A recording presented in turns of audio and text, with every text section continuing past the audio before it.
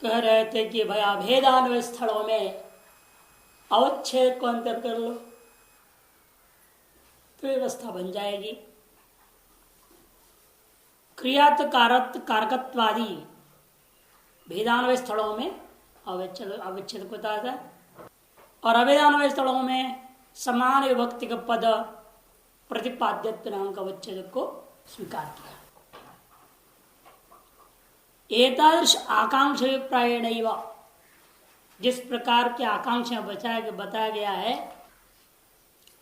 इसी को लेकर के मीमांसा दर्शनकार ने भी जितने भी षड्लिंग वर्ण के विनियोग करने के लिए विनियोग विधि में श्रुतिलिंग वाक्य प्रकरण स्थान समाख्या नाम अर्थ प्रकर्षात पारदौर्बल्यम है ना, अर्थ प्रकर्षात पारदौर्बल्यम, वो जो दुर्बलता का कारण है आकांक्षा।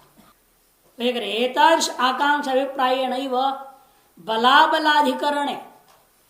बलाबलाधिकरण मैंने वही है पूर्व मीमांसा का श्रुतिलिंग वाक्य प्रकरण स्थान समाख्या का नाम उत्तरोत्तरम पारदौर्बल्यम अर्थ प्रकर्षात, इसको बलाबलाधिकरण कहते हैं। श्रुति प्रबल है, उसके अपेक्षा से दुर्बल है लिंग, लिंग के अपेक्षा से और वाक्य दुर्बल, उत्तरोत्तर दुर्बल होते जाता है। अर्थ प्रकर्षात, अर्थ की प्रकर्षित है कि आकांक्षा की निवृत्ति हो गई है। जो पूर्व प्रमाण के द्वारा विनियोग होकर के आकांक्षा निवृत्त हो गई है, अगले प्रमाण की अपेक्षा ही नहीं रह जाता है। जैसे दृष्टांत दे रहे, देखो सा वैश्य देव्यामीक्षा वाजिभ्यो वाजिनम, ये वाक्य मंत्र वेद में विधि है। इत्यत्र वैश्वदेव यागस्य आमिक्षा अन्वितत्वेन न वाजन आकांक्षा इत्यादि व्यवहार। यहां पर क्या है, वैश्वदेव याग के लिए द्रव्य की आकांक्षा है, याग करण है, वही कर्ता की अपेक्षा कर रहा है, तो द्रव्य की आकांक्षा कर रहा है। जब द्रव्य आमिक्षा जो निकटतम है, वैश्वदेवी आमिक्षा विश्वदेवो देवता अस्य, इस विग्रहवाक्य में वैश्वदेवी शब्द बना, तत्सनित समान विभक्ति को जो प्रयुक्त है वो आमिक्षा शब्द स्त्रीलिंग में, वैश्वदेवी शब्द स्त्रीलिंग में है, उसका अन्वय उससे हो गया। तो परस्पर मिति करते होता और कर्ण की आकांक्षा जब पूरी हो गई, फिर वो वैश्वदेवी याग, उससे भी उत्तरवर्ती में आया हुआ जो वाजन शब्द है वो भी एक द्रव्यवाचक है, उसके साथ उसका संबंध नहीं होगा, क्योंकि आमिक्षा के द्वारा उसकी आकांक्षा खत्म भाव, आकांक्षा पूरी हो गई, निवृत्त हो गया। इसलिए वैश्वदेव यागस्य आमिक्षा अन्वितत्वेन, आमिक शाख्या से अन्वय होने पर न वाजनाकांक्षा, वाजिन शब्द के साथ उसका अन्वय की आकांक्षा ही नहीं रह जाता है। इत्यादि सभी अधिकरणों का ऐसे अर्थ घटा लेना, अन्य जितने भी था बला बलाधिकरण के दृष्टांत सारे में ऐसे ही घटा लेना है। इत्यादि व्यवहार। यहां पर एक दोष लेकिन आ सकता है, एक अनुगत अवच्छेदक नहीं रहा फिर आपके यहां। आकांक्षा का लक्षण में जो विद्यमान जो योग्यत्व है, पदार्थों के परस्पर जिज्ञासा विषय निरूपिता योग्यता का अवच्छेदक एक नहीं रहा। भेदान्वय स्थलों में अलग, अभेदान्वय स्थलों में अलग, तो एक अवच्छेदक अनुगत नहीं रहा। जब कारणता अवच्छेदक अलग अनेक हो जाते हैं तो वहां पर व्यभिचार माना जाता है, तो ये दोष आ जाता है। अवच्छेदक का अननुगम होने के कारण से जो है कार्य सिद्धि नहीं हो सकती। जब एक कारण से कार्य कर रहे हैं उस समय कार्य तो हो गया, लेकिन दूसरा कारण सामग्री नहीं था, कारणाभावे भी कार्य सत्वम विचार आ जाएगा, तब कहेंगे नहीं होगा कि यहां कार्य कारण भाव अवच्छेद सामान्य को लेकर के कर रहे हैं हम। जैसे आप वन्य स्थल में आप अनुमति करते हैं, है ना, पर्वत वनिमा धूमांत, वह वन्य का जो व्याप्ति आपने किया उसका अवच्छेद क्या था? क्योंकि महानस्य वन्यत्व तो ले नहीं सकते आप, महानस्य वन्यत्व भी नहीं ले सकते, महानस्यत्व विशिष्ट वन्य भी नहीं ले सकते, किंतु वन्यत्व सामान्य ले रहे हो। जबकि तादृश वन्य की योग्यता अनुमिति का साध्यता रूपेण जो हम देख रहे हैं उसके अंदर केवल वन्यत्व नहीं है, और जिस पर्वत ने वन्य को सिद्ध करने जा रहे उस वन्य में तो पर्वतीय वन्यत्व है, पर्वतीयत्व विशिष्ट वन्यत्व है। अब वन्य सामान्य व्याप्ति से वन्य विशेष को सिद्ध कर रहे हैं, असंभव है। तब आपको भी कहना पड़ेगा हमारी व्याप्ति में कोई अनुगत अवच्छेदक नहीं ले सकते। एक अनुगत अवच्छेदक ले लूंगा, फिर उस अनुगत अवच्छेदक का अवच्छिन्न वस्तु की ही सिद्धि कर सकेंगे हम, तद्भिन्न अवच्छेदक वन्य को सिद्धि नहीं कर सकेंगे। ये मान लो मानसीय वन्यत्व ले लूंगा, तो मानसीय वन्यत्वाचन सकल मानसीय वन्य की सिद्धि हो पाएगी, पर्वतीय वन्य सिद्ध नहीं होगा। और मानसीयत्व विशिष्ट वन्य को ले, तो पर्वत में जो वन्य है वो मानसित्व विशिष्ट तो है नहीं, वो तो पर्वतीयत्व विशिष्ट है। तो यत्र मानसित्व विशिष्ट, यत्र मानसित्व विशिष्ट धूमः तरत्र मानसित्व विशिष्ट वन्य कहूंगा, तो उस व्याप्ति के द्वारा पर्वत वन्य सिद्ध नहीं। अतएव आपको क्या करना पड़ेगा, एक सामान्य ग्रहण करना पड़ा, वन्यत्व सामान्य, जो कि मानसित्व विशिष्ट वन्य में भी है, मानसीय वन्यत्व में भी वन्यत्व है। अर्थात प्रत्येक वस्तु में दो योग्यता अवच्छेदक धर्म बन रहा है, वन्य में वन्यत्व भी है और मानसीय वन्यत्व भी है, दो अवच्छेदक है। उनमें से हमें आवश्यकता के अनुरूप अवच्छेदक को ले लेते हैं। इसलिए निर्णय यह होता है, कोई भी विषय हो, विषय निरूपिता योग्यता अवच्छेदक सदा ही अनेक होते हैं, एक हो ही नहीं सकता, एक हो नहीं सकता। अतः अवच्छेदक जब अनेक हो जाते हैं तो आवश्यकता के मुताबिक लक्ष्यानुरोधे न आप जो अवच्छेदक जरूरत है उसी को ग्रहण करते हैं। केवल एक चीज में नहीं है। अगर कपाल है, जैसे कपाल में आप कारण मान रहे हैं घट के प्रति, क्या अवच्छेद न मानेंगे? कपाल में कारण मानने से उसके अंदर कारणत्व भी रहेगा, अवच्छेदक। कपाल निष्ठा कारणता का अवच्छेद कारणत्व होगा, कपालत्व भी होगा, पृथ्वीत्व भी होगा, द्रव्यत्व भी होगा। कितनी अवच्छेदक है उसमें? और भी वाच्यत्व भी है, प्रमेयत्व भी है, अभिधेयत्व भी है, दुनिया भर अवच्छेदक है। अब किस अवच्छेद को कारणता मानोगे? तब दूसरे अवच्छेदक किससे व्यभिचारी हो जाएगा।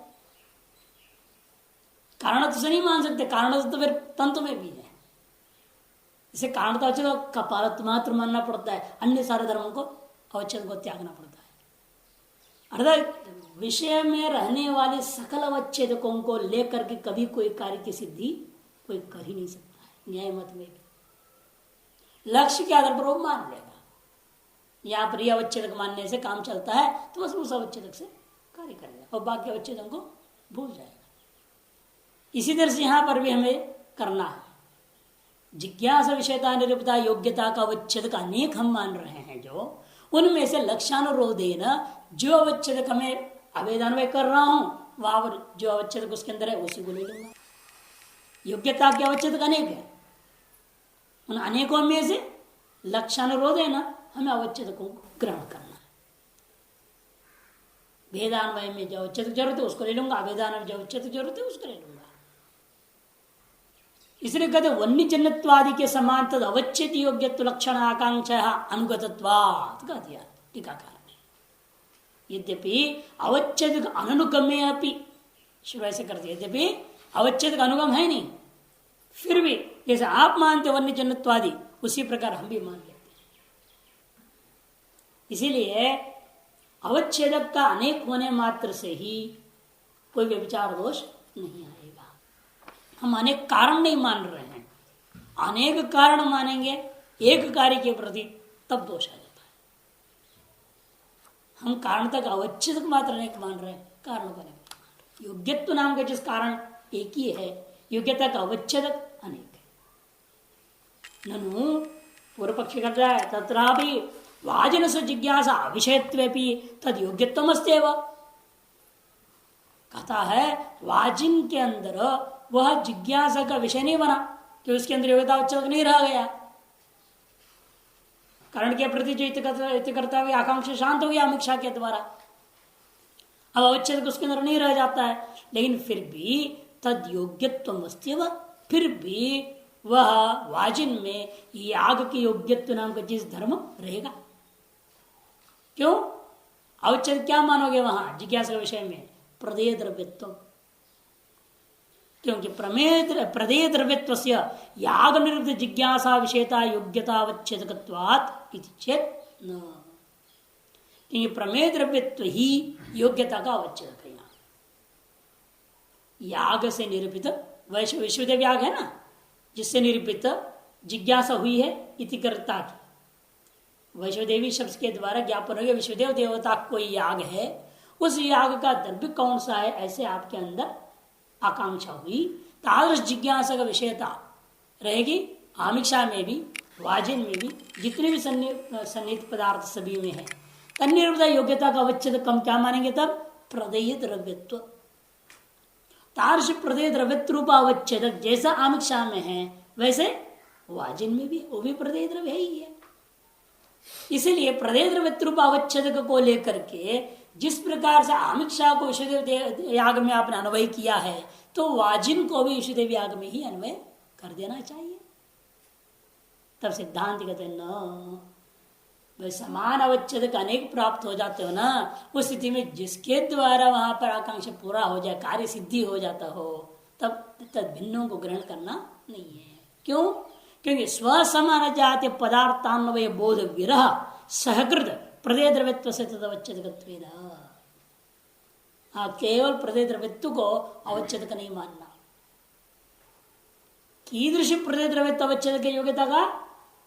तो कहते हैं स्वसमान जातीय पदार्थान्वय बोध विरह सहकृत होनी चाहिए, अभाव सहकृत होनी चाहिए। अब यहां क्या हो गया? स्व हो गया कौन? वाजिब। तत्समान जातीय प्रदेय द्रव्य पदार्थांतर कौन है? आमिक्षा। उस आमिक्षा के साथ अन्वय बोध ही है, अन्वय बोध के अभाव नहीं है। तदवच्छेदकत्वेन वाजन द्रव्य से स्वसमान जाति अन्वय बोध सकृतत्वेन, लेकिन तादृश अवच्छेदक का दृष्टा विचार में रखता हूं तो वाजन द्रव्य के अंदर क्या हो गया है? स्वसमान जाति अन्वय बोध विरह सहकृत नहीं है, बोध सहकृत ही है। स्व हो गया वाजिन द्रव्य, स्व समान जाति पदार्थांतर कौन है? आमिक्षार्वा। स्व समान जाति है ना, जैसे वाजिन में प्रदेय द्रव्यत्व, तो समान जाति हो गया आमिक्षा, उसमें प्रदेय द्रव्यत्व, उसी का अन्वय बोध का अभाव नहीं रहा अभी विश्वदेव याग में, क्योंकि उसका अन्वय हो गया है, आमिक्षा के साथ अन्वय हो गया। इसे अन्वय बोधा भाव सहकृत प्रदेय द्रव्यत्व यदि होता तो प्रदेय द्रव्यत्व न वाचन को अन्वय कर देते, लेकिन अन्वय बोध सहकृतत्वेन तादृश अवच्छेदकत्व अभावात् आमिक्षायां तो नैवम, लेकिन आमिक्षा में ये समस्या नहीं है। क्यों ये कह रहे हैं? क्योंकि आप कहा से तो उल्टा करो ना, ऐसा कर दो वैश्वदेव याग को पहले वाजिन से जोड़ दो, पहले वाजिन में अन्वय कर दो, फिर कहो और वाजिन के द्वारा विश्वदेव याग की आकांक्षा शांत हो गई है, अतः आमिक्षा अन्वय नहीं हो सकता। ऐसे क्यों नहीं बोलते? तब कहेंगे भाई श्रुति प्रमाण, जो श्रुति प्रमाण के आधार पर विभक्ति श्रुति देखिए आप, विश्वो देव देवता यस्या सा वैश्वदेवी बना है, आमिक्षा स्त्रीलिंग है। विभक्ति श्रुति के आधार पर हमें वैश्वदेवी शब्द के साथ वाजिन्नम में नपुंसकलिंग वाला शब्द को अन्वय नहीं कर सकता, अन्य विभक्ति हो गया। और श्रुति प्रमाण वाक्य प्रमाण से प्रबल है कि वाक्य प्रमाण के अंदर वाजिन को लाना चाहिए, एक वाक्य में है ना वाजिन भी आगे है, वाजिभ्यो वाजिनम आगे है, वो उसको हम पूर्व में अन्वय करना चाहते हैं वाक्य प्रमाण के आधार पर, उस वाचन को क्या करना पड़ेगा? श्रुति और लिंग दो की कल्पना करनी पड़ेगी। जब तक तो श्रुति लिंग की कल्पना कर लेगा, उससे पहले आमिक्षा क्या करेगा? विभक्ति श्रुति रूपा श्रुति प्रमाण के बल पर विनियोग हो जाएगा और आकांक्षा समाप्त हो गई। अतः उल्टे क्रम से मैं अन्वय कर ही नहीं पा सकता, इसलिए करे आमिक्षायाम तो नैवम, क्यों? वाजिनान्वय से तथा अनुपस्थानात्, कि वाजिन का अन्वय करने में उस समय उपस्थित ही नहीं हो सकता। वो जब तक उपस्थित हो पाएगा उससे पहले ही आमिक्षा अन्वय कर देगा श्रुति प्रमाण से। इसलिए इसमें एक श्लोक भी दिया है हमारी टीका में, श्रुत्या आमिक्षैव शेषो ही नैषां वाक्येन वाजिनम् तद्दुर्बल प्रमाणत्वात् तया श्रुत्या निराकृतम्। श्रुत्या आमिक्षा एव ही शेष, क्या आप क्या श्लोक नहीं है ना, ये कुमार भट्ट का है वार्तिक। श्रुति के द्वारा आमिक्षा ही विश्वदेव देवता का शेषा मने अंगम, अंग करके सिद्ध होगा। श्रुत्यामिक्षैव शेषो ही नैषां वाक्येन वाजिनम, नैषां वाक्येन वाजिनम, वाक्य प्रमाण के आधार पर वाजिन को उसका शेष, तेषा मने कौन है? ऐसा विश्वदेव देवता नाम बहुत है ना, वो विश्वदेव देवता बहुत होते बहुवचन, इसलिए इन विश्वदेव देवता का याग के वाजिन को वाक्य प्रमाण कर विनियोग नहीं हो सकता। क्यों? तद दुर्बल प्रमाणत्वात्, क्योंकि वह वाक्य प्रमाण दुर्बल प्रमाण है। क्यों? तया श्रुत्या निराकृतम, अतः श्रुति प्रमाण के माध्यम से वह आमिक्षा के द्वारा वाजिन का निराकरण हो जाता है। ये श्लोक है। उदाहरणांतरेषु भी दुर्बलत्व प्रयोजक आकांक्षा विरह द्रष्टव्य, इसलिए उदाहरणांतरेषु मैंने अन्य जितने भी वहां पर आया इंद्रिया कार्य प्रतिष्ठित है ना, कदाचल से नेन्द्र दाशुक है ना, जितने भी वहां पर दृष्टांत पूरे छो वो सभी को ले लेना। इसलिए उदाहरणांतरेषु भी दुर्बलत्व का प्रयोजक कौन है? आकांक्षा का अभाव ही है, ऐसा सभी में समझना चाहिए। यहाँ तो पूरी मीमांसा अलग रख दिया। इस प्रकार आकांक्षा का विचार पूरा हो गया। अब कहते योग्यता च, योग्यता च तात्पर्य विषय संसर्ग अबाध। योग्यता क्या है? कि तात्पर्य विषय संसर्ग अबाध, तात्पर्य के विषय का साथ जो संबंध बोध हो रहा है, संसर्ग में योग्यता इत्यर्थ है, तात्पर्य विषय की योग्यता का अबाध, का बाध न होना ही योग्यता है। जैसे वनिना सिंचित इत्यादि, वनिना सिंचित यहाँ क्या हो गया? योग्यता का बाध हो गया। तार संसर्ग बाधात नाति व्याप्ति, तात्पर्य क्या है?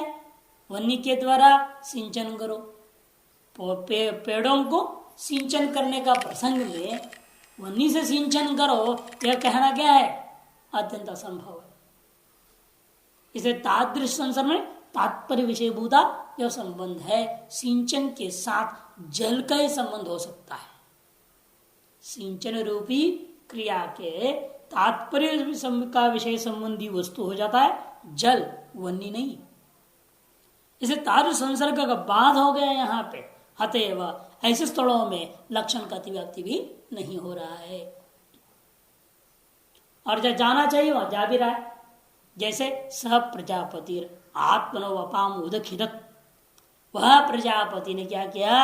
अपने पेट को फाड़ करके मांस वगैरह को निकाल के बाहर डाल दिया। ये कैसा कर सकता कोई आदमी? और फिर याग कैसे करेगा बाद में बैठ करके? तब कहेंगे इसके द्वारा प्रशंसा बोधित है ना। तात्पर्य क्या है? प्रशंसा। पशु याग में पशु का वपारूपी हिस्से से हवन जो किया जाता है उस वपा की प्रशंसा है। इसे कहते हैं उदक इत्यादो अपि तात्पर्य विषयी भूत पशु वपा याग प्राशस्त्य अबाधात योग्यता। तात्पर्य का विषयभूत कौन है? पशु का वपा याग है, उस वपा याग की प्रशंसा लक्षित है। तात्पर्य का विषय संसर्ग किसमें है? इसमें, इस वाक्य में प्रशंसा में, उस प्रशंसा का बाध नहीं हो रहा है, इसलिए यह योग्यता है। अतः ऐसे स्थलों में हमारा लक्षण गया, इसलिए वाक्यार्थ बोध होगा। इसी प्रकार से तत्वमस्यादि वाक्येषु अपि वाच्य अभेद बाधे अपि। तत्वमस्यादि वाक्य में क्या हो रहा है? वाच्य का वाच्यार्थ का अभेद बाधित है। वाच्यार्थ है तो एक अल्पज्ञ है और एक सर्वज्ञ है, परस्पर विरुद्ध है। अतः वाच्यार्थ को लेकर के अभेद का बाध हो रहा है। फिर भी हमारे उस वाक्य का तात्पर्य किसमें है? अभेद बोध कराने में। तो हमें कैसे करना पड़ेगा? फिर वाच्यार्थ नहीं लूंगा, लक्ष्य स्वरूप अभेद है। हमारा तात्पर्य का विषय को संसार किसमें माना है? लक्ष्य बोध क्या होगा? हमारा स्वरूप कृत अभेद, वाच्यार्थ कृत अभेद नहीं, लक्ष्यार्थ कृत अभेद ले लूंगा। वह हमारा तात्पर्य उस वाक्य से तादृश योग्यता उस वाक्य में है, उसका बात नहीं हुआ। स्वरूप अभेदे बाधा भावात योग्यता, स्वरूप का भेद वहां पर लक्षित हो ही रहा है, उस अर्थ का बाद वहां नहीं होता है। अतः वहां योग्यता रूपा हमारा वाक्यार्थ हेतु विद्यमान है, इसे उस वाक्यार्थ से ज्ञान की उत्पत्ति होगी। आप कहते आसक्ति क्या चीज है? आसक्तिश्च अव्यवधानेन पदजन्य पदार्थ उपस्थिति ही। अव्यवधान के द्वारा पदजन्य पदार्थ की उपस्थिति का नाम ही आसक्ति। पदोपस्थिति मुख्य नहीं है। अव्यवधान पदोपस्थिति हो जाए, इससे वाक्यार्थ बोध में कोई फायदा नहीं है, किंतु पदजन्य पदार्थ की उपस्थिति होना जरूरी है। कि पदार्थों से वाक्यार्थ का निर्णय होने, केवल पदों से वाक्यार्थ का निर्णय नहीं होगा। जितने भी हम पद बोलते जाते हैं और सारे पद आप सुनते हैं, लेकिन सभी वाक्यों का अर्थ आपको बोध ही नहीं होता। कई बार दिमाग के ऊपर से उड़ जाता है, सुनते रह जाते, पता नहीं क्या बोले, कहाँ बोले, क्या हो गया पता ही नहीं चला। पद तो हो रहा है ना, अव्यवधान है ना, पदोपस्थित है आपके दिमाग में, लेकिन पदजन्य पदार्थ उपस्थिति हुई नहीं, तो वाक्यार्थ ज्ञान ही नहीं होता। फिर कहेंगे अब समझ में नहीं आया, दोबारा समझाओ। ये होता है कि नहीं होता है? इसलिए यहां पर पदजन्य कहना जरूरी है, केवल पदार्थ उपस्थित कहना भी ठीक नहीं। फिर सुन कुछ कर रहे थे और दिमाग में कोई कहीं और चला गया, दिमाग बाहर, वहां कोई और पदार्थ उपस्थित हो गया और सब अन्वय कर दो, सारा अर्थ उल्टा उल्टा हो जाएगा, सब उल्टा पुल्टा अर्थ हो जाएगा। पाठ सुन रहे थे, सुनते सुनते कहीं और पहुंच गए, कहीं और राग द्वेष में, वहां के पदार्थ उपस्थित होने लग जाए। यहाँ शास्त्र के पद सुन रहे हैं, उस पदार्थ को जोड़ दिया तो अन्वय हो जाएगा अर्थ। इसे कहते नहीं, जो पद सुन रहे हो अव्यवधानेन, उन्हीं पदोजन्य पदार्थों की अव्यवधानेन उसी क्रम से उपस्थिति हो जाएगा, जब तभी वाक्यार्थ बोध होता है। इसी का नाम आसक्ति। यहाँ पर बोला दैववशात स्मृत कलाप पद उपस्थापित से पदार्थ से, पद कुछ सुना आपने, लेकिन दैववशात क्या हो गया? कोई और पद समूह का पदार्थ उपस्थित हो गया। सुना कोई पद को, लेकिन पदार्थ आ गया दैववशात कुछ और चीज, तो वाक्यार्थ बिल्कुल उल्टा होगा। इसीलिए उनमें अतिव्याप्तियों को निवारण करने के लिए आप पदजन्य कहना मानांतरण उपस्थापित, इसलिए कह दिया मानांतरण। मानांतरण दैववशात भी हो सकता है, संस्कार वशात भी हो सकता है, वासना वशात हो सकता है, अन्य निमित्तों के कारण से हो सकता है। यह श्रुत अनेक पदों में से कोई ऐसा भी पद हो सकता है जिसके कारण से किसी की स्मृति आ जाए। एक पद ने आपको अन्यत्र ले जा सकता है। हम जो वाक्य बोल रहे हैं, उन वाक्यों में प्रयुक्त पदों में से ऐसा भी कोई पद आ सकता है जिसकी वजह से आपका दिमाग अन्यत्र भाग जाए। कहां से कहां ले जाता है ना, वो मन का स्वभाव भागता है, कहीं का कहीं जोड़ देता है। वो कहा था ना, कहीं कहीं कहीं का रोड़ा बन गया भामती का डेरा, वैसे हो जाता उल्टा पुल्टा काम से। इसे कहते मानांतरोपस्थापित पदार्थ से अन्वय बोध अभावात पदजन्य। मानांतरेण उपस्थापित पदार्थों का अन्वय करना हमें इष्ट नहीं है, अन्वय बोध नहीं होना चाहिए, इसलिए हमें क्या शब्द देना पड़ा? पदजन्य। अतएव आश्रुत पदार्थ स्थल है। जब कभी कभी क्या होता है, पद ही नहीं श्रुत है, आधा ही बोल दिया वाक्य किसी ने, तब क्या करना पड़ेगा? पद का ही अध्ययन करना है, अर्थ अध्ययन से काम चलेगा। पद का अध्ययन करना पड़ेगा। अतएव अश्रुत पदार्थ स्थले तत्त पदत्याहार द्वारम इत्यादो विदेही इति यथा। पहले लौकिक दृष्टांत दे रहे जानबूझ कर, किसने द्वारम कह दिया, आपने देखो हो खुला है, हवा आ रही है, भाई बंद कर दो भाई। अर्थ अपने आप केवल अर्थ नहीं ले सकते यहाँ, लेकिन समझ रहे हैं, लेकिन साथ में पिदे ही है शब्द भी आपके दिमाग में उपस्थित होता है, उससे ही अर्थ लेते हैं आप, बंद करना। द्वारम इत्यादो पिदे पद अध्यार, और पदाध्यार पक्ष अर्थाध्यार पक्ष की अपेक्षा से प्रधान है। क्यों?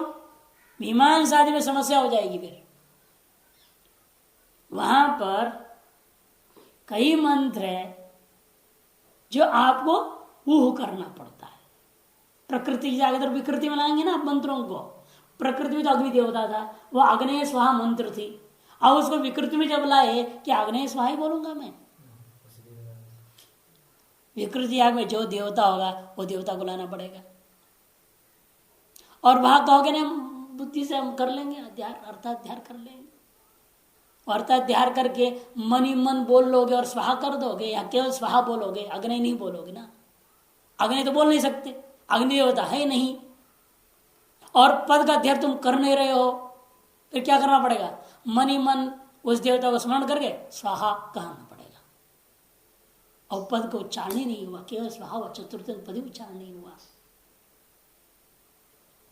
फिर अपूर्व सिद्ध नहीं होगा। सूर्याय स्वाहा बोलना पड़ेगा। तो पद अध्यार की बिना होगा क्या वहां पे? और ऐसे ऋग्वेद मंत्र ईशेत्वा ऊर्जेत्वा आया। अब निर्णय लिया गया इसको जो है वृक्ष का शाखा काटने में प्रयोग करना चाहिए। अब प्रश्न उठा, वहां भी अर्थाध्यान कर लूं, छिन्नद्मी, ईशेत्वा छिन्नद्मी, ऊर्जेत्वा छिन्नद्मी। अब वहां पर शब्द का अध्ययन किए बिना अपूर्व से होगा ही नहीं। इसलिए अर्थाध्यान लोक व्यवहार में भले कहीं आप कुछ कर लेते हो, लेकिन वैदिक व्यवहार में तो पदाध्यार पक्ष ही बोलना है। इसलिए वेदांति भी उसी को लेकर चल रहा है, क्योंकि हमें वेदांत में वेद से संबंधित है ना, वेदांत भी वेद का एक भाग है, इसलिए वैदिक व्यवहार प्रधान है हमारे यहाँ। लौकिक व्यवहार आप जैसा भी कर लें, लेकिन वेद व्यवहार होने के आधार पर ही वेदांत भी चलता है। अतएव इनका कहना है तत्त पदाध्यार द्वारम इत्यादो पिदेहि, अतएव ईशेत्वा इत्यादो छिन्नद्मी इति पदाध्यार। इसीलिए मीमांसा दर्शनों में भी दर्शन में यही निर्णय दिया गया है, ईशेत्वा मंत्रों के साथ में छिन्नद्मी क्रिया पद का अध्ययन करना है, केवल अर्थाध्यान करके क्रिया संपादन करना नहीं है। अतएव इसलिए विकृतिषु सूर्याय जुष्टम निरूपामि पद प्रयोग नहीं, जुष्टम निरूपामि ऐसा नहीं कह देना है, सूर्याय जुष्टम, सूर्याय पद अध्ययन करना पड़ेगा। कि वहां पर अग्नये जुष्टम है ना, अग्नय अष्टा का पालम, दर्श परमाशय में क्या था? प्रकृति में अग्नि आग तो पूर्णाश वाला, और जब विकृति में आएगा वह अग्नये जुष्टम निरूपा में नहीं बोल सकता। क्यों?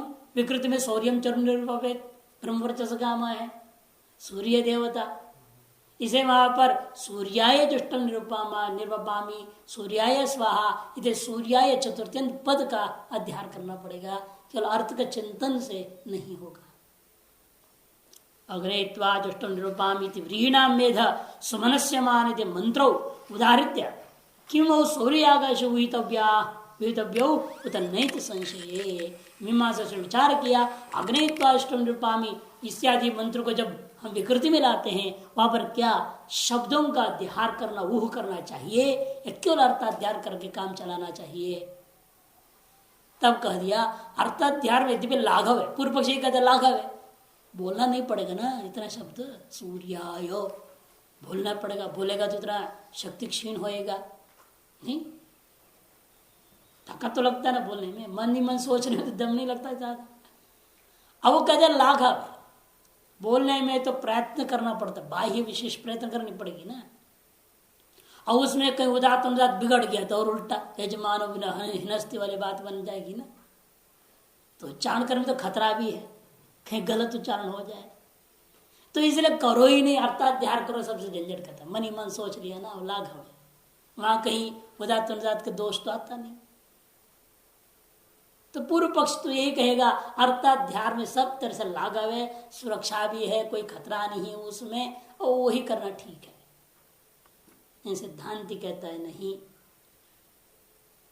ऐसे करके हम व्यवहार नहीं कर सकते हैं। क्या अपूर्व सिद्धि में यथा प्रकृति में अग्नये शब्द था, अविकृति में जब लाया अग्नि को हटाने को तो आप बोल रहे हो क्यों, अग्नि देवता नहीं है, तो फिर उतने शब्दोच्चारण के अभाव में प्रकृति में अग्न ये उच्चारण करने पर ही अपूर्व सिद्ध हुआ था ना। अविकृति में उतने उस मंत्र में उतने अक्षरों को छोड़ दिया, तो आज जुष्टम निरूपम इतना ही बोलूंगा आधा वाधा, तो अपूर्व सिद्ध कैसे हो जाएगा। इसलिए ऐसे स्थल अपूर्व सिद्धि में गौरव लाघव का आदर नहीं किया जाता है। अपूर्व सिद्धि के लिए गौरव लाघव का आदर नहीं है। वहां जिस ढंग से विधि है उस ढंग से करो, चाहे जितना उसे मेहनत करना पड़े, जितना पसीना छूटेगा लेकिन करना पड़ेगा, तभी अपूर्व होगा। ये नहीं कि पसीना से बचने के लिए मैं एसी में बैठ के हवन कर लूंगा, नहीं, ऐसे नहीं होगा। तो पसीना आएगा, छप्पर लगानी पड़ेगी, एसी कमरा नहीं बना सकते, और एग्जॉस्ट फैन लगा दे बढ़िया एग्जॉस्ट, और स्वाहा कर रहे सीधा धुआं उससे बाहर निकल जाता है। आजकल बहन किचन में होता है ना स्पेशल एग्जॉस्ट होते हैं, और सीधा धुआं उसमें से बाहर चला जाता है, कमरा कभी काला हो ही नहीं सकता। कहीं तेल का भी बूंद नहीं बैठा, अब तो सारे डिब्बों में तेल भर जाता है ना, छोंकते हैं तो छोंक का तेल क्या है, सब डिब्बों में इधर उधर बैठ सारा गंदा हो जाता है, चिपचिप भी हो जाता है, इधर सफाई ढंग से करते हैं। वो स्पेशल डाल देते हैं, वो सीधे ही वो खींच देता है। वैसे आप एसी रूम में हवन कर सकते हैं ना, बैठ करके वो लगा दो हवन कुंडी के ऊपर, सीधा बाहर चला जाकर धुआं, और अपने बैठे मस्त से एसी यज्ञ कुंड। कहते ऐसा अपूर्व नहीं होने वाला इन चीजों से, है ना। अपूर्व सिद्धि के लिए 8 द्वार खुला रखना, कम से कम 4 द्वार तो खुला रखना है ना। 4 दिशा के 4 द्वार बनाना पड़ता है, और द्वार खुला रख दे फिर एसी क्या काम करेगा। 16 खंबे गाड़ने हैं, 4 द्वार खोलना है, सब तो नियम को बनना पड़ेगा। वहां एसी मकान में कैसे खंबे गाड़ोगे, वहां अर्धम अंतर्वेदी अर्धम बहिर्वेदी खंबे गाड़ना है, उसी में तो हालत खराब हो जाता है। अंतर्वेदी बहिर्वेदी बनाते कहीं इधर ज्यादा हो गया तो पंडित कहेंगे नहीं ठीक नहीं, इधर ज्यादा हो तो वो भी ठीक नहीं, बिल्कुल सूत से लगा करके देखते हैं।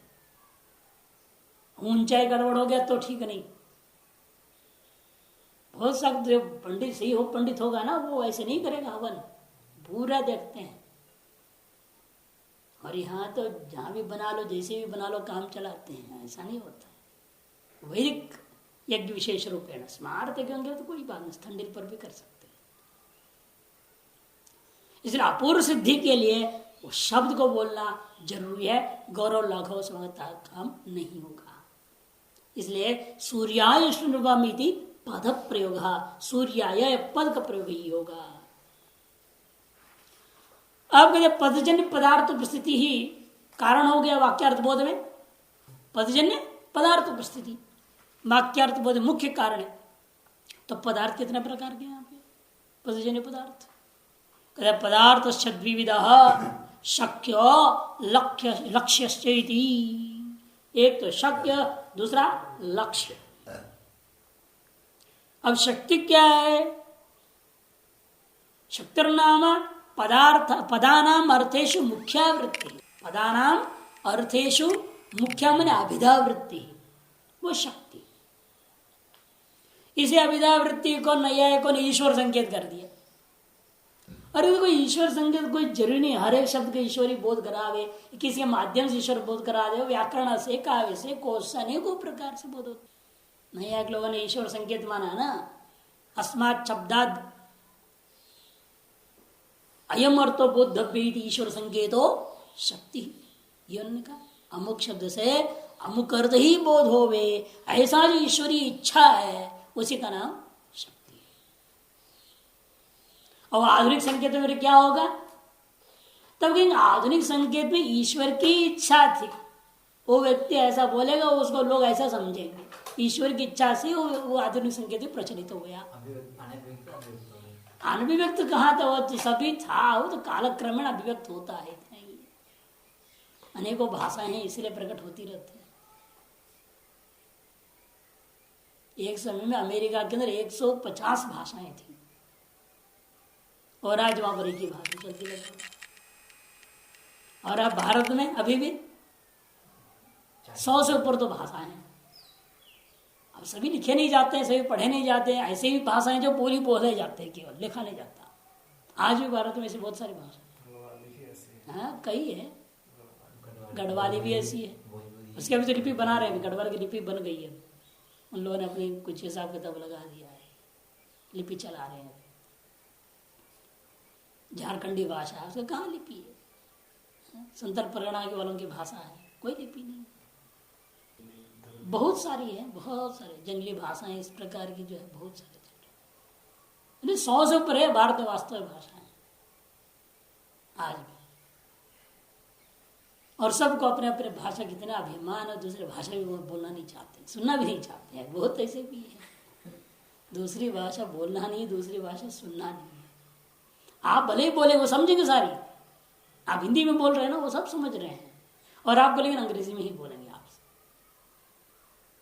उतना उनको विदेशी भाषा के प्रति इतनी अभिमान हो गया, अपना राष्ट्रभाषा की बोलने की हिम्मत नहीं, इच्छा नहीं होती। क्या कलयुग की महिमा नहीं है ये? इतना कलयुग का कुप्रभाव है। म्लेच्छ भाषा में इतना अभिमान हो गया, अपनी मातृभाषा, अपनी राष्ट्रभाषा, अपनी दैवीय भाषा, संस्कृत भाषा जैसे भाषा को भी उच्चारण करना नहीं चाहते, बोलना नहीं चाहते। ऐसे भी बहुत लोग हमने देखा, हिंदी बोल रहा हूँ वो समझ रहे, लेकिन हमसे अंग्रेजी बोल रहे हैं, फिर भी हमें सोचता था कैसा आदमी है ये, इतनी दुराग्रही इसका दुराग्रह कहते हैं ना। कुछ ऐसा ना कि समझ तो जाते हैं, बोल नहीं पाते हैं। वो बात अलग है, वो तो माफ है, फिर तो बोल नहीं पाते हैं। और दूसरे जगह जहां पर वो अंग्रेजी बोल नहीं सकता, अगला आदमी आया अंग्रेजी समझता नहीं, वहां खूब हिंदी बोलते हैं। उन्हें मालूम हो जाए ना अगले को अंग्रेजी आती नहीं है, उसे तो पूरी हिंदी में बोलते हैं, और वो जानते मैं अंग्रेजी समझता हूं, इसलिए मेरे से अंग्रेजी में बोलेंगे, हिंदी में कभी नहीं बोलेंगे। इसका मतलब क्या? दुराग्रह तो है, आदत वादत कुछ नहीं है, दुराग्रह और दुराभिमान है उस भाषा की। और अंदर से कोशिश करना है मुझे हिंदी बोलना नहीं। विशेष रूप में तमिलनाडु वालों में ज्यादा बीमारी है। तमिलनाडु वालों में ये बीमारी भयंकर है, देखना भी नहीं, तो हिंदी विरोधी है, वो भयंकर हिंदी विरोधी है। माता जी के साथ गए थे, वहाँ ज्ञान सत्र हुआ था, तो दोनों प्रकार के पेपर चिपकाए गए थे, तमिल के भी और हिंदी की भी। तो हिंदी को फाड़ देते हैं, पढ़ेंगे नहीं और देखना भी नहीं चाहते। कुछ हमने दिखाया हिंदी को बंद कर देंगे तुरंत। आंध्रा में नहीं करते थे, आंध्रा में नहीं, आंध्रा में ऐसे नहीं आता। ठीक है, आंध्रा केरला कर्नाटक से, तमिलनाडु में भयंकर आज भी एक जहर सा है भयंकर इस भाषा के प्रति।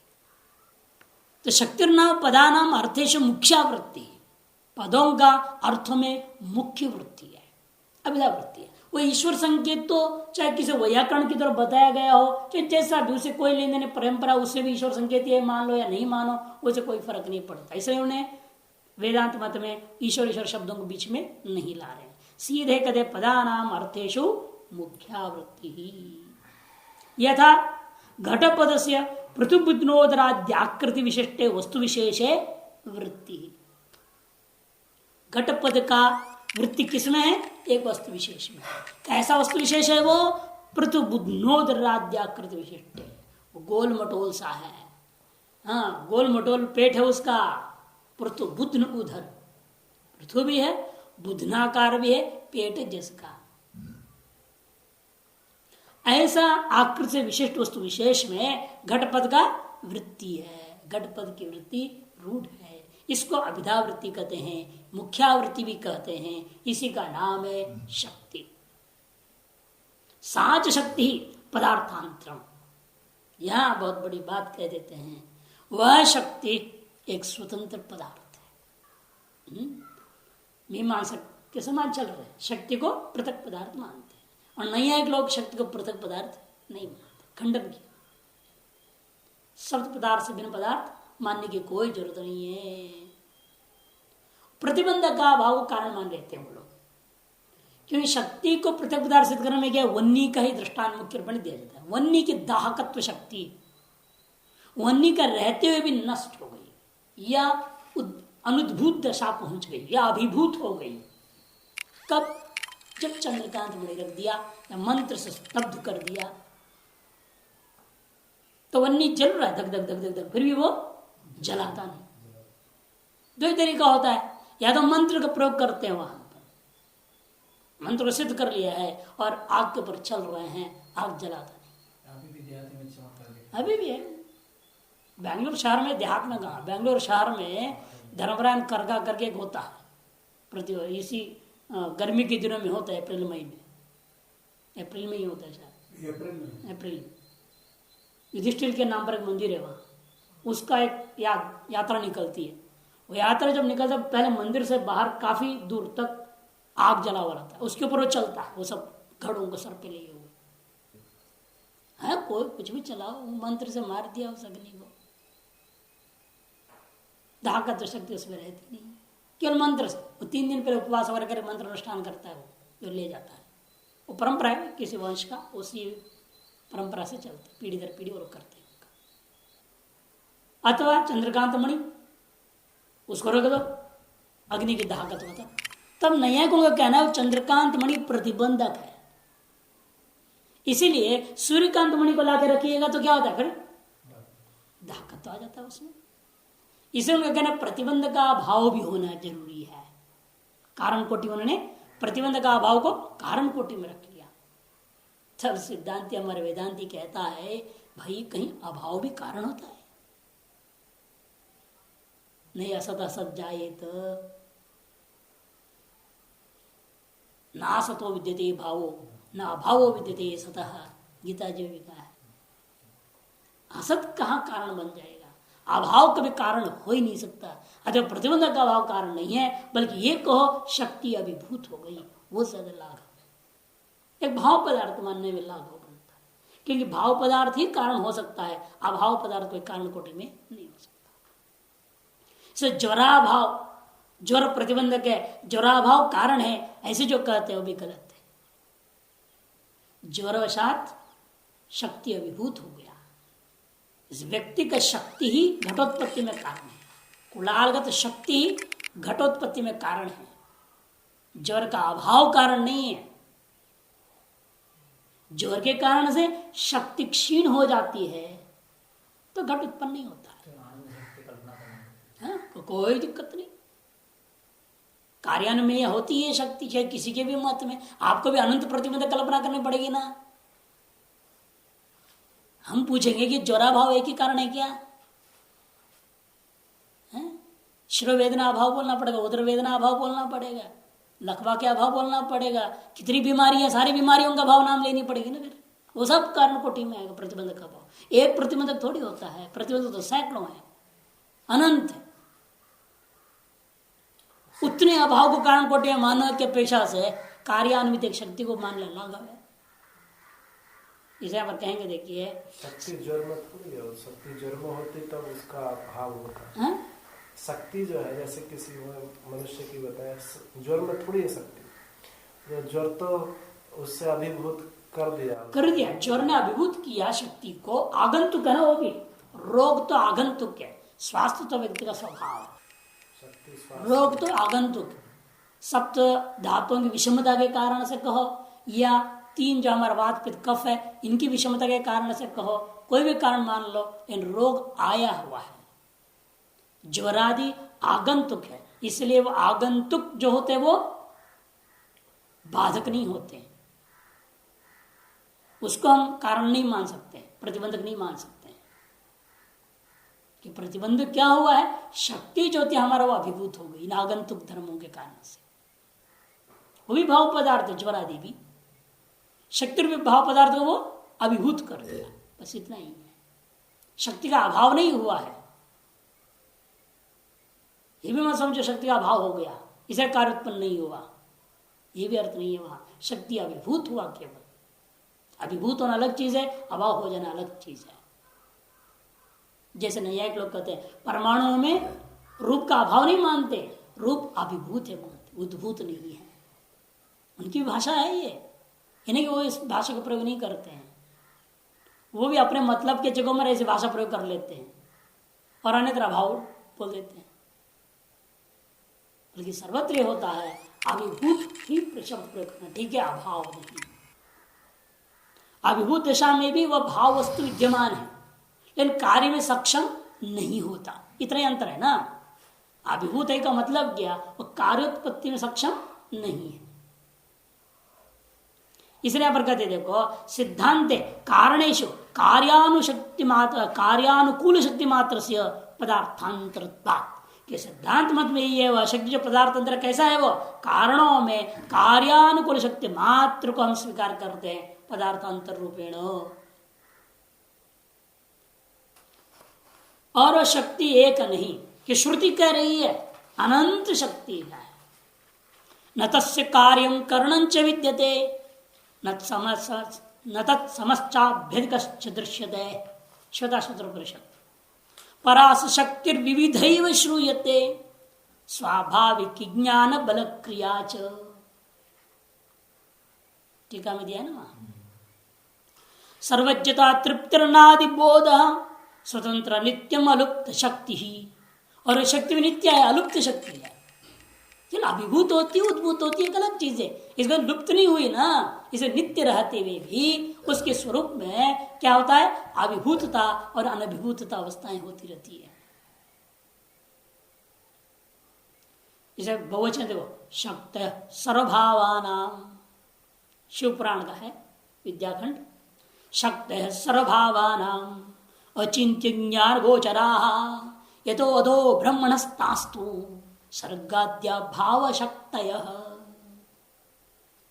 विद्याखंड 16वां अध्याय के अंतर्गत 16वां सर्ग के अंतर्गत 12वां अध्याय 23वां श्लोक है। 16, 12, 23। परास शक्ति विविधा सर्गाद्या भाव शक्ति, दो है ना, ये दो श्लोक है। एक 16, 12 है, एक 16, 23 है। 16, 12 और 16, 23 दोनों शिव पुराण की हैं। इसलिए श्रुति स्मृति सब शक्ति में प्रमाण है और अनंत शक्ति में प्रमाण है। शिव पुराण विद्याखंड का 16वां अध्याय 12वां श्लोक है पहले वाला, और दूसरा वाला 23वां है। और वह शक्ति साच तत्त पद जन्य पदार्थ ज्ञान रूप कार्यानुमेय। अब शब्द की शक्ति में आ जाइए, वो तो ज्ञान शक्ति है ना, सामान्य रूप में बोलते सभी कारणों में विद्यमान। अब लौटिए अपने शब्द में। साच जो पदों में रहने वाली मुख्य वृत्ति रूपा जो शक्ति है वो कैसी है, तत्त पद जन्य पदार्थ ज्ञान रूप कार्य के द्वारा अनुमान कर लिया जाता है किस पद का किस पदार्थ में है। ताद्र शक्ति विषयत्वम एवं शक्यत्व। तार शक्ति का जो विषय है उसी का नाम शक्य है। तार शक्ति का से विशिष्ट जो है उसका नाम शक्त है। so, शक्तम पदम शक्यो अर्थ संबंध शक्ति। शक्ति से विशिष्ट है वो पद है और शक्ति का जो विषय है वो शक्य अर्थ है।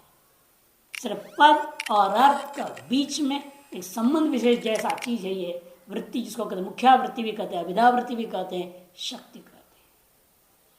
और वह शक्य कौन, हमेशा हमेशा कौन, व्यक्ति को शक्य मत समझो, घट शक्य नहीं है। शक्ति का शक्य घटत्व जाति है। यदि शक्ति व्यक्ति में होती, शक्ति व्यक्ति में होती, एक व्यक्ति को बोध कराने पर शक्ति आपको एक में ग्रह करा दिया तो उसी व्यक्ति में ज्ञान होगा, अन्य व्यक्ति में ज्ञान ही नहीं होगा। फिर जब घट देखो फिर पूछो ये क्या है भाई, तो उसे भी शक्ति ग्रह कराना पड़ेगा, ये घट है।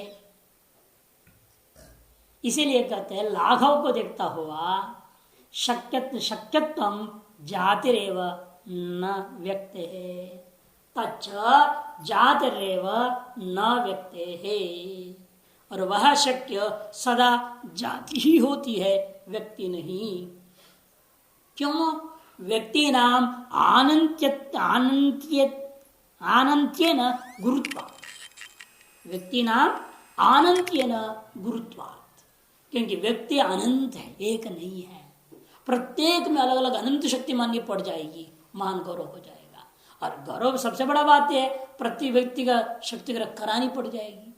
एक व्यक्ति में शक्ति ग्रह कराने के बाद आपको तत्सदृश सकल व्यक्तियों का बोध ही नहीं हो पाएगा, ये समस्या होगी। प्रत्येक व्यक्ति में आपको शक्ति ग्रह कहां तक कराएगा आदमी?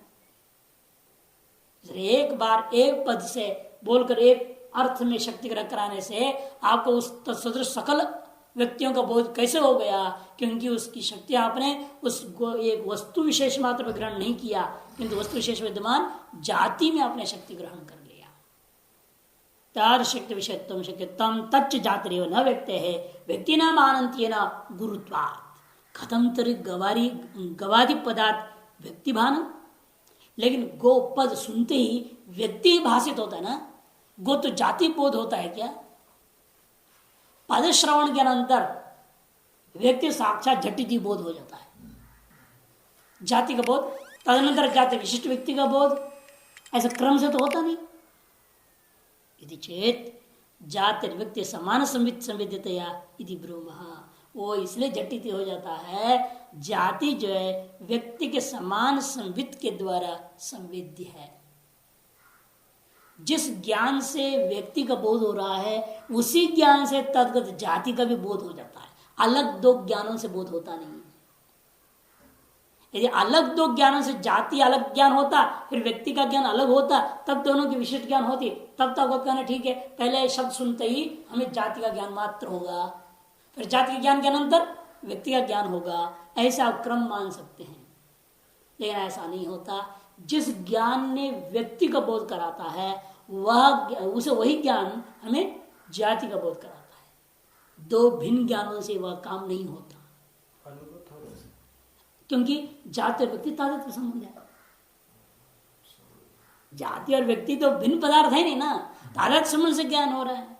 इसे जो शब्द व्यक्ति के लिए प्रयोग कर रहा है वो जाति को भी बोध करा देगा। अतः विशिष्ट का ही भान झटिति हो जाता है। इसलिए कहते हैं जाते हैं व्यक्ति समान संवित संवेद्यतया, व्यक्ति का जो समान संवित है, व्यक्ति जिस ज्ञान से हो रहा है उसी समान ज्ञान का संवेद्य है जाति। भिन्न ज्ञानों के द्वारा बोध्य विषय नहीं है। अच्छा, किसी भी व्यक्ति को कभी भी केवल जाति का ज्ञान ही नहीं हो सकता। व्यक्ति को छोड़कर केवल जाति का ज्ञान नहीं होगा, और जाति को छोड़कर केवल व्यक्ति का ज्ञान भी कभी नहीं होगा, कि जाति और व्यक्ति तादात्म्य। एक भ्रम है आदमी को कि हमको केवल व्यक्ति का बोध हो गया, उसका जाति का भान नहीं हुआ, ये भ्रांति है।